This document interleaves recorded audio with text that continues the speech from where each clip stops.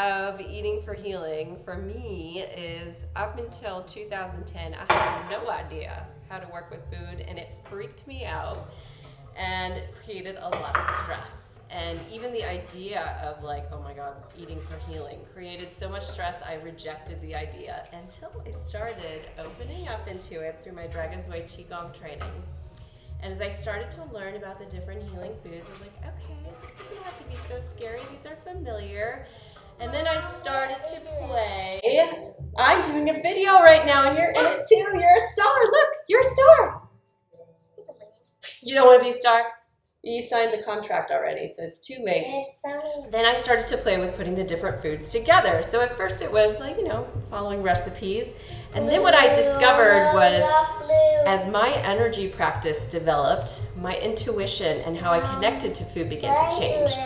Not only, at the level of first learning about these different foods and where they went, but then I was starting to really feel into what my body needed. Going into the grocery store and just kind of, what is it that is calling out to me today? Or in this case, I decided I was intentionally not going to prepare for this, and I was just going to see what wanted to come together. And so today what we were going to be making is a dish that is based in squash. And you'll notice, yes, friends, I'm not cutting the squash myself. Sometimes I like to hit the easy button, right? So when we talk about this idea of eating for healing, is supposed to be about healing, not about creating more stress. So sometimes we hit the easy button. So, because squash can be kind of a bear to cut. So my preferred tool of choice in the kitchen is a cleaver. So the reason why I like the cleaver, and it takes a little while to get used to the movement of it versus another knife, is it does a lot of the work for you. So with practice, you kind of learn to work with it and allow it, the pressure and the weight of it, to do a lot of the effort for you, and it just makes a different level of connection with the practice, because this is a practice in of itself too, of preparing through the cutting of the different foods you're going to eat. So this dish, as I mentioned, has a base of squash, and squash is a food, and you see the nice rich yellow orange color of squash, and right now this is the season of late summer, which is connected with our digestive system. So all those things that are coming into bounty and harvest at this time are going to be really nurturing for our digestive system.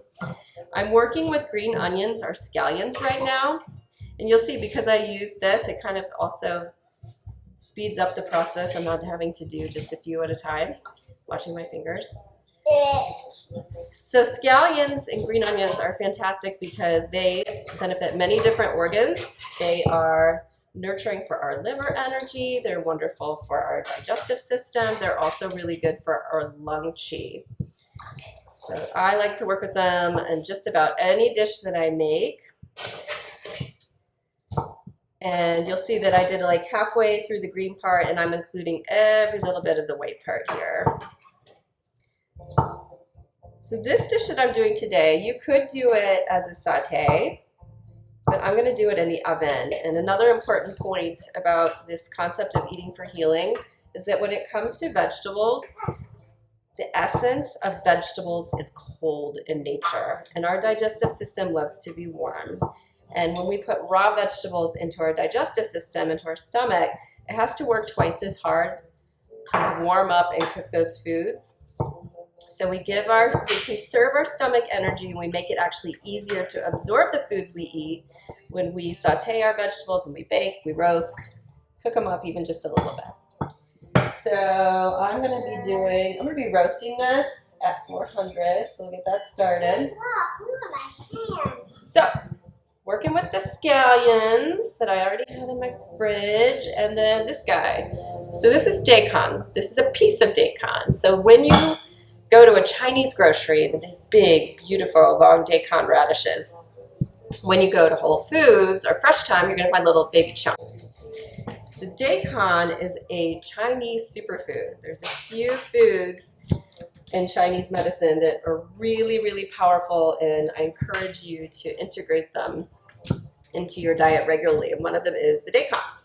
The daikon is as powerful as it is because it's a detoxer. Really good for the kidney energy, for the lung energy. if somebody is going through radiation therapy and have that intense heat that's gotten stuck in the body, daikon can help to clear the intensity of that heat out.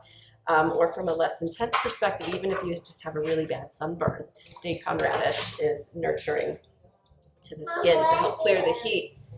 One thing that you may have noticed, like if you go and get sushi, they shred and serve daikon on the side of the sushi. It's like a traditional Japanese thing, right? So you see sushi, you see wasabi, and you see ginger with the sushi.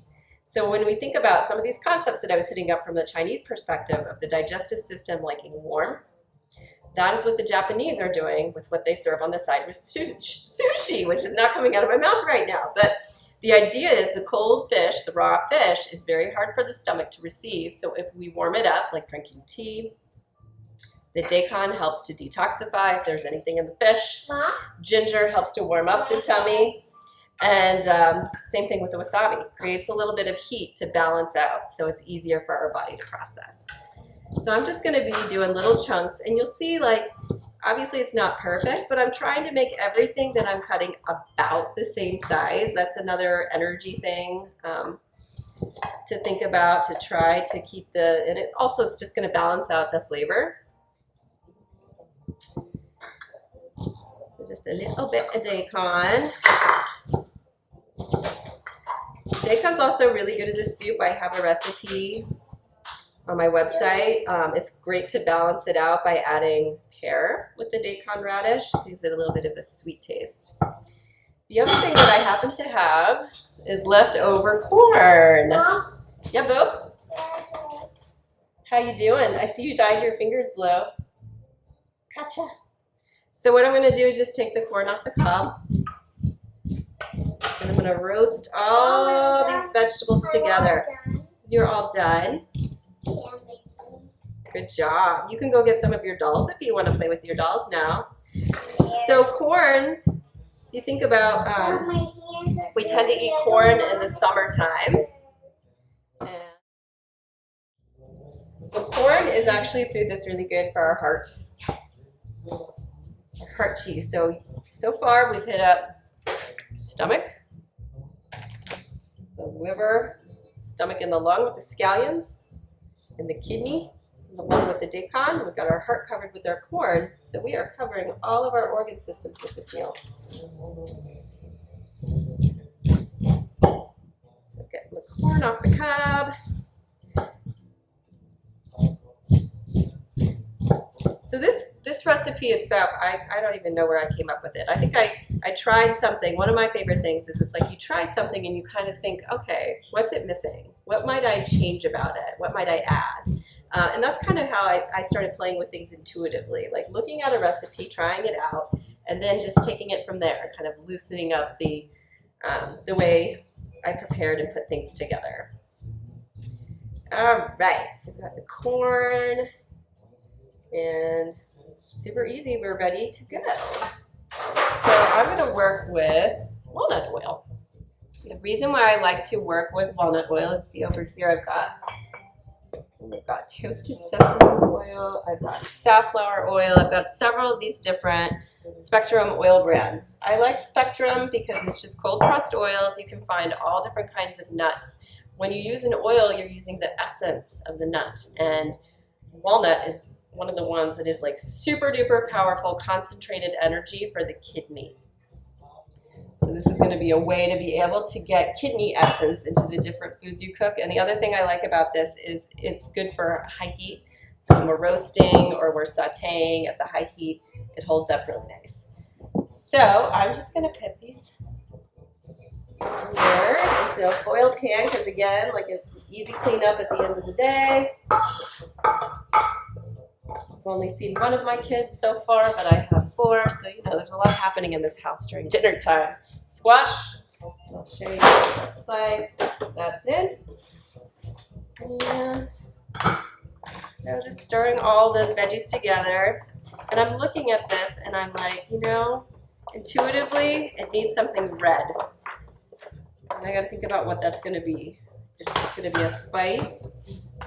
Might be. I'm going to take a peek in my fridge and see what I can find. I'm going to put peaches.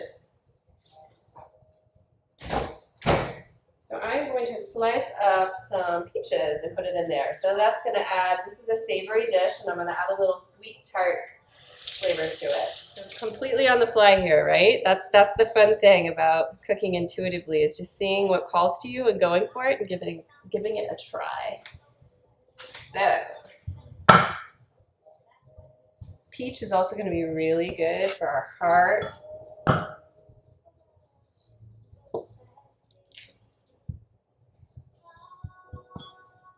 I'm not sure if I'm going to use 1 or 2 yet, but we'll see. So again, just trying to get around the same size as the slices that I did for like the daikon. So all these flavors mixed together. The other thing I was thinking in my mind is red pepper would be really good in this, but I forgot to get red pepper, so it was not meant to be. Okay. It's just going to be 1 peach. So this dish is going to be vegetarian, but I am not a vegetarian strictly per se. I really just kind of listen to what my body's asking me for. Every food has an essence and an energy, a place and a purpose. So the different kinds of meats have different essence and energy. And with this dish, sometimes I'll pair it with shrimp, which is really good for the lung and the kidneys. And all these things that I'm talking about, these are essence. So I'm not talking about calories, I'm not talking about sugars and fats and that traditional way of looking at food. I'm talking about the essence and the energy of food and where they resonate in the body and the different organs. I have this information in my website, and it's an important part of my Healer Lies Within program and the Dragon's Way. That is a big part of that program. All right. So I think I'm just going to do the 1 peach for a little extra citrusy. Now for seasoning, this is something that's a staple. Like once you discover mushroom seasoning, it's going to change your life. So this is basically just powdered mushrooms. You do want to make sure that you get a formula that doesn't have MSG in it. And this stuff, which I have in this jar, a little bit goes a long way. It's just going to make all the flavors kind of pop. Salty essence, but it, just makes everything kind of come together. So a few sprinkles of that. And the other thing that I love, because I love like the raw spices without the extra salt, this one is a Cajun spice blend. So we've got, contains paprika, celery, garlic, basil, thyme, white pepper, red pepper, parsley, and oregano. It's Morton's Cajun spice blend. Again, what I love about this is you get the spice without the salt, and I can be generous with this one. I like spice. Now, so when we think about flavors, every organ system actually has a flavor. So if you're craving certain flavors or you're adding certain flavors to your meal, you're actually guiding it to that organ system when you add them in. If you're craving it, it's that organ that's asking for attention and love. So the spice is what our lung loves. I'm also going to add a little bit of smoked paprika, which is lovely because it's going to add a little more of that red color and the smoky flavor, which I love. And next, that walnut oil that I was talking about, just to make sure everything cooks up real nice, doesn't get all stuck in here. And I'm just mixing it all together. So I'm going to make it like this tonight. And then the fun thing is that it can show up in different ways the rest of the week. So it could be a side dish. It could get mixed in with a pasta. You could mix it with rice. Sometimes, I don't know if that I do this with corn. You could puree it and make it into a soup. Even do like kind of a rough blend of it. It could almost be like a salsa, right? There's so many different possibilities. So you can bring back the same dish in so many different ways and enjoy it again and again. So I'll show you this. I'm going to pop it in the oven and roast it for probably, somewhere between 20 and 30 minutes and be ready to go. And that's it.